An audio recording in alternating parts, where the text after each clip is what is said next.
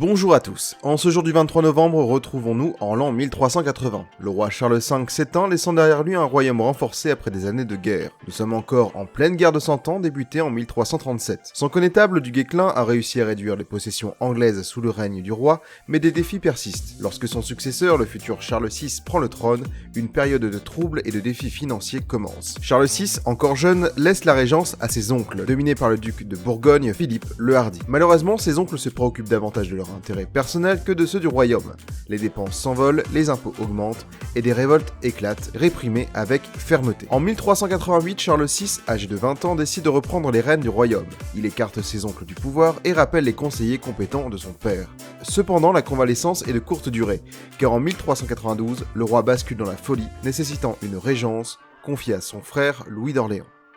La rivalité éclate entre Louis d'Orléans et son cousin Jean sans Peur, fils de feu Philippe le Hardi.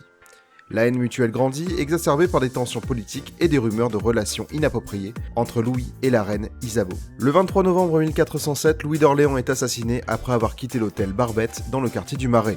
17 hommes attaquent sa petite escorte, ils ne lui laissent aucune chance de survie. L'émotion dans la capitale est grande, même si Louis est peu aimé du peuple à cause de ses libéralités onéreuses. Lors des obsèques, le lendemain, on voit les oncles de la victime meurtris et même Jean sans Peur, hypocritement. Car oui, les assaillants ont bien été dirigés par ce dernier. Les conséquences de cet assassinat déchireront la France dans une guerre civile entre les partisans d'Orléans, les Armagnacs, et ceux de Bourgogne pendant près de 30 ans.